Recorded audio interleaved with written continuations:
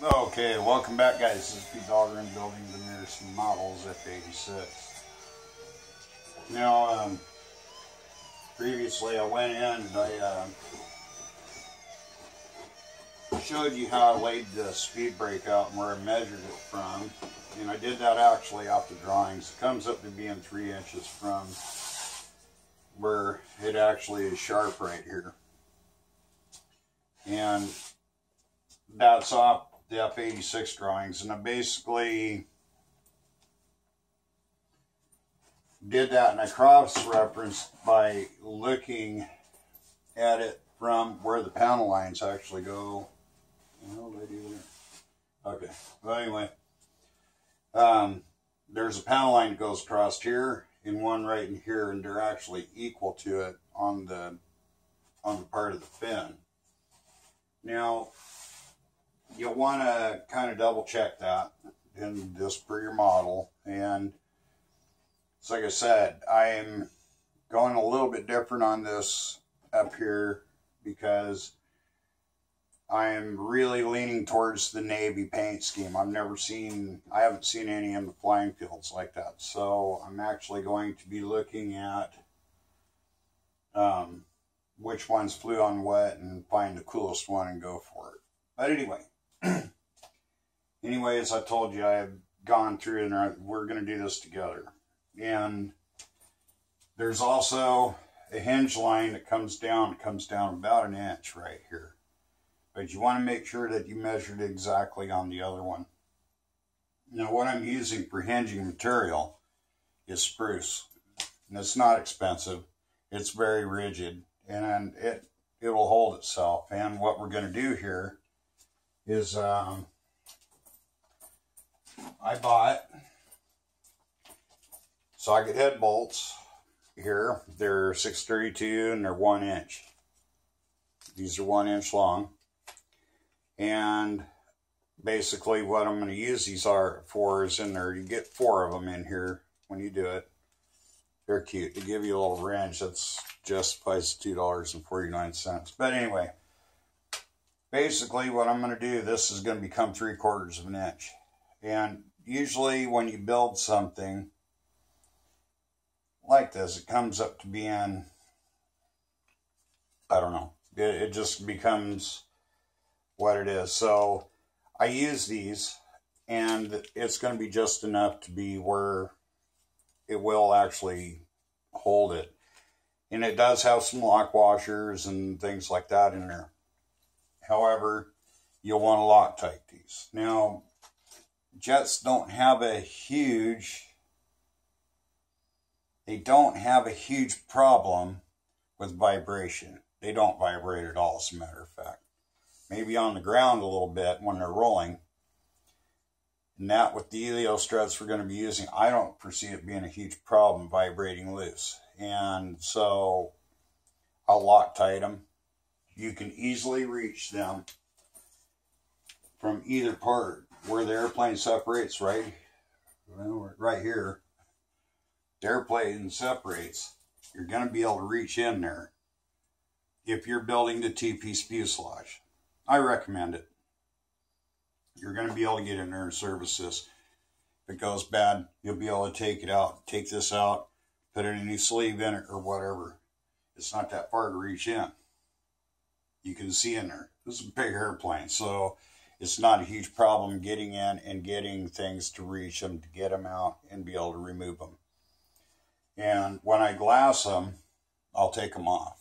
And I'll be able to glass inside it and everything else. Now, am not going deep with this. So the one main thing is that I want to show you guys, and this is also going to be a testament to how good this Gorilla Glue actually in fact is. And guys, I don't use a lot of power tools when I build my airplanes. I use a razor saw and a hobby knife, and I just get it done with this, and I sand everything to the exact line. So basically what we're going to do here is, using the actual former as a guide, we're just going to go ahead and cut this out.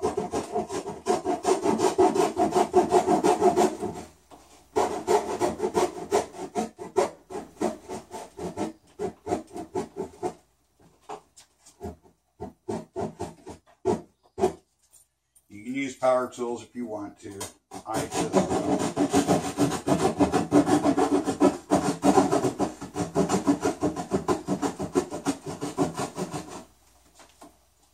I just prefer not to use them.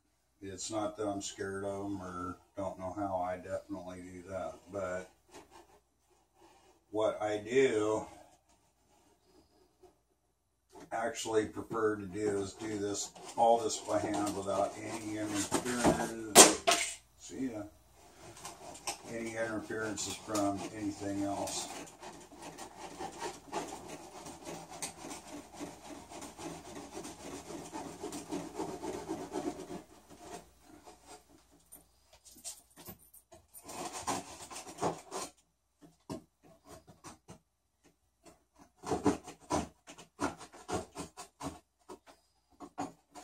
And then this piece is almost loose.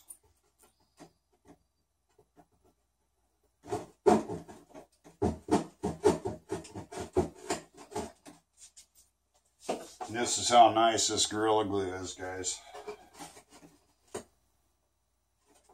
That's one former, if you've glued this right.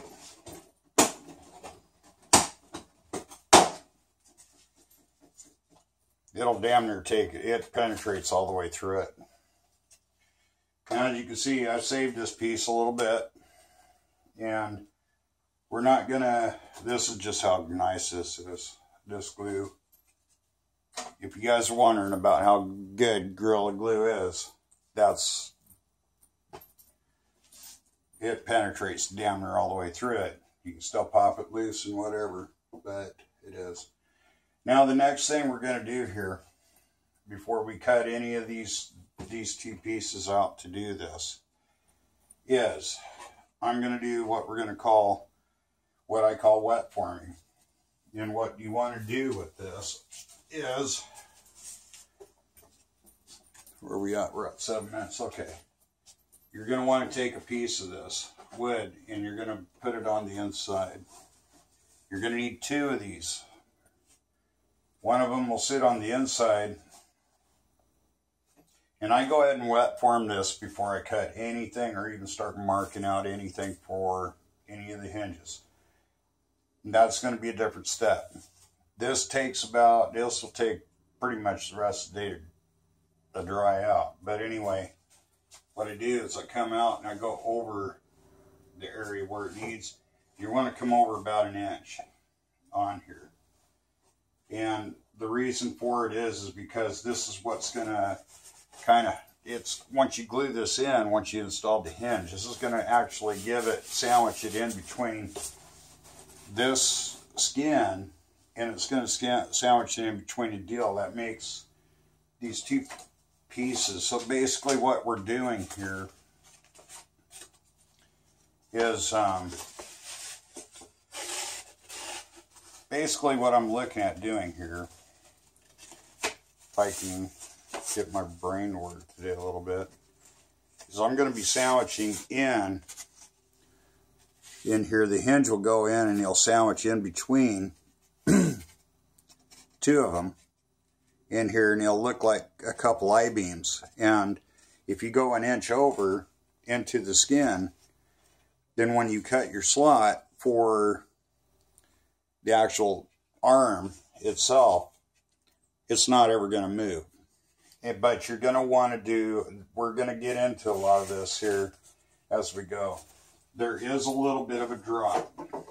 And what we're trying to do here is get this about that long. It'll be, I won't guess for you. It's going to be about 9 inches long. It's not going to go the full length, but basically what this will do is when it has 2 other pieces on here, this becomes about 3/4 of an inch here and here.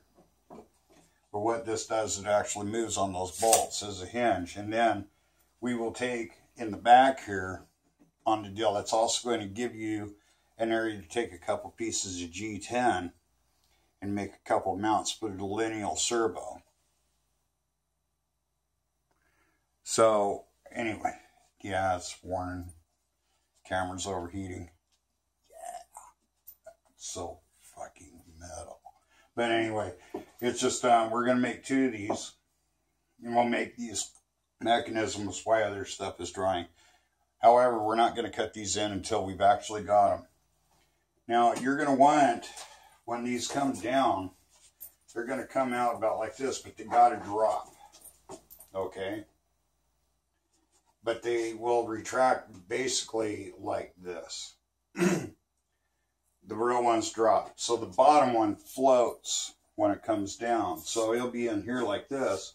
So it'll actually be built, we're going to be building a pocket into the deal. And that's why we need to make, on the back of that speed brake, that's why we need to wet form 2 pieces. That's going to give it, it's already going to be formed that way. And then we will trace all this, we'll sand this flat, and then we will trace all of these ribs that we're building on here off of this before we even put it in. And we're going to put in about 5 ribs into the brake itself, and then we will go and then we will take and actually just cap it off and sheet it off as normal, and they'll look like the other side. It'll take a little bit of finagling to do.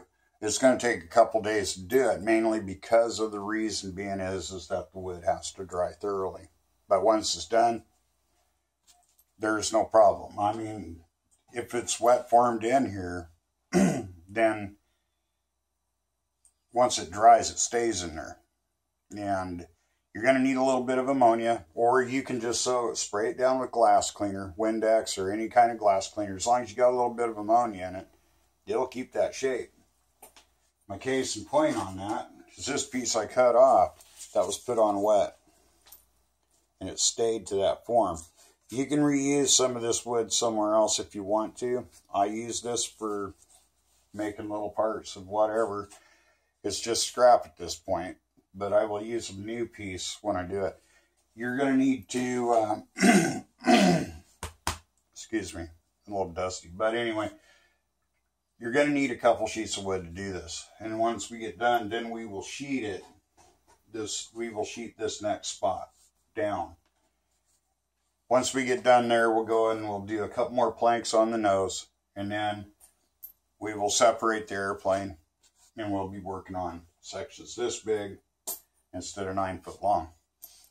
And then we can go ahead and finish up little bits here and there and get some body work done on it, and then we'll start doing the fun details like building the landing gear doors and this and that. There's a lot of work to do here yet, guys, but we're getting really close. And I think within about another 2 weeks, we'll probably be in glass. And once we do that, it'll be primer and going. But the main thing is, my main thing is, in order for me to make it to the Lakeland next year, I have to be on a time crunch on this.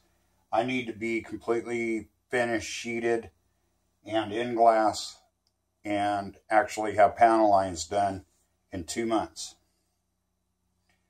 That seems like a lot. It's a tall order because, guys, the details, even though I'm using the mirror sets, they still take a lot of time to measure. They take a lot of time to get right. It took me 1 month on the Spitfire. If any of you have seen that on Facebook, it took me a month to do one side. And it's nowhere near as big as this airplane is. So I want to make sure I'm doing that. Plus, we got an interior to build. We've got, oh gosh, we got doors. We got actuators. We got a ton of stuff. We got the turbine. We got a lot of work to do. I'm trying to condense this build. I've been on it 2 months already, every day for 2 months. And we're not even halfway there. So that's where we're at. It's not that I'm in a big hurry, because I'm really not. If I'm not done with it, I'm not done with it. But it will be at Lakeland again. It's already been there once. It's going to be there again. Last time it was on display as a kit. Next time it's going to be coming in there as a build. So either way, I will be at Top Gun next year, come hell or high water. Thanks for watching, guys. We'll see you on the next episode while we start doing some wet forming.